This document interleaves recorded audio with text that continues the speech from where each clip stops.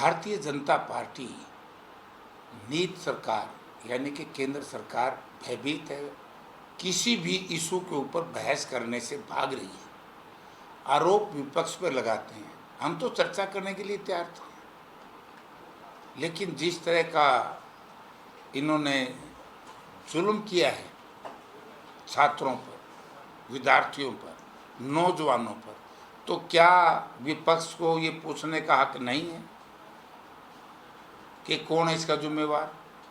क्यों ये परिस्थितियां आई जिससे कि लाखों लाखों बच्चों ने दिल्ली और देश के अलग अलग जगहों पर एक लड़ाई लड़नी पड़ी केंद्र सरकार के खिलाफ। और जब ये पता लग गया था कि नीट में पेपर लीक आउट हो रहा है नीट, और जो नीट का चेयरमैन है वो तो अभी भी नहीं बदला। ऐसा क्या खास आदमी है इस सरकार का? चाहे मध्य प्रदेश का था, वहाँ भी चेयरमैन रहा सिविल सर्विसेज कमीशन का, छत्तीसगढ़ का भी वही चेयरमैन रहा, अब वहाँ से हट करके अब यहाँ आ गया। तो ऐसी क्या उस व्यक्ति ने अच्छा किया है कि उसको अभी भी उसको कोई दंडित नहीं किया गया? जो ये नेशनल एग्जाम एजेंसी है, टेस्ट एजेंसी, तो उसके जो अंदर कर्मचारी हैं, यानी कि कितनी लापरवाही या अहंकार है सरकार में, शिक्षा मंत्रालय में, जिसकी वजह से धर्मेंद्र प्रधान को जाना पड़ा कि आउटसोर्सिंग से कर्मचारी रख रखे। आउटसोर्सिंग से जो कर्मचारी रहेंगे तो उनकी अकाउंटेबिलिटी तो नहीं हो सकती, ना उनकी को रिस्पॉन्सिबिलिटी है। कौन जिम्मेवारी लेगा?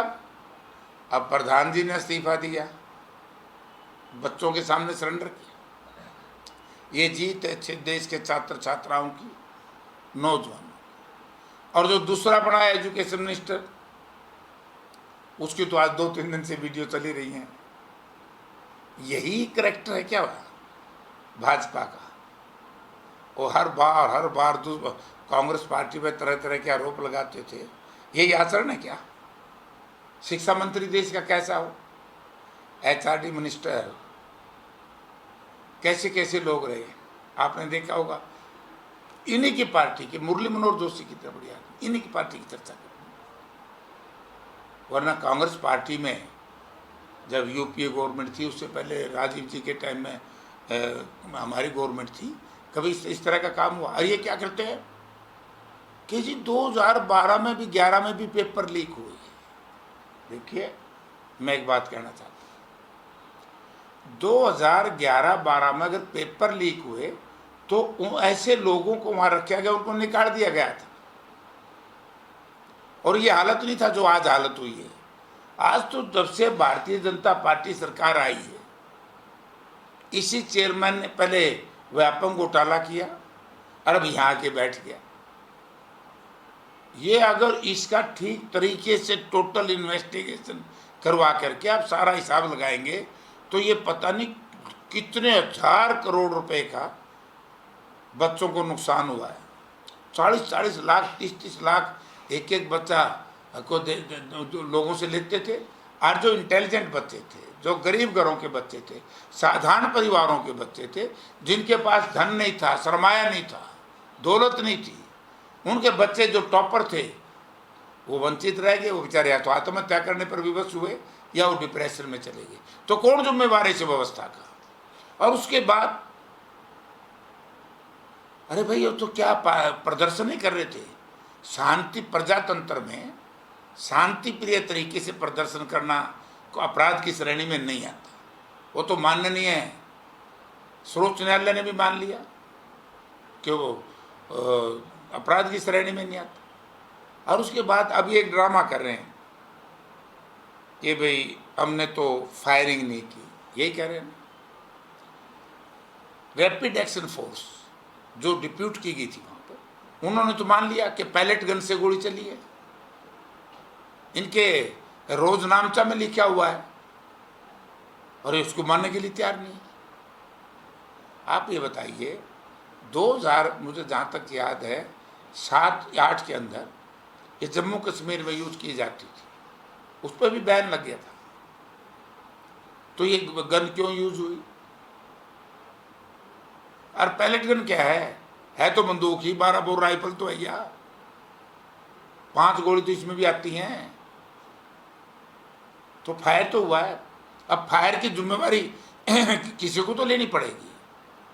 राहुल जी कल बोल रहे थे पार्लियामेंट में, उनको बोलने नहीं दिया। भाई अकाउंटेबिलिटी किसी की तो फिक्स हो। ऑर्डर किसने किया? गोली चलाने का, टीयर गैस सेल फेंकने का ऑर्डर किसने दिया? अब इन सारी चीजों को अंधेरे में रख करके और कोई जवाब भी ना हो तो हम क्या करें?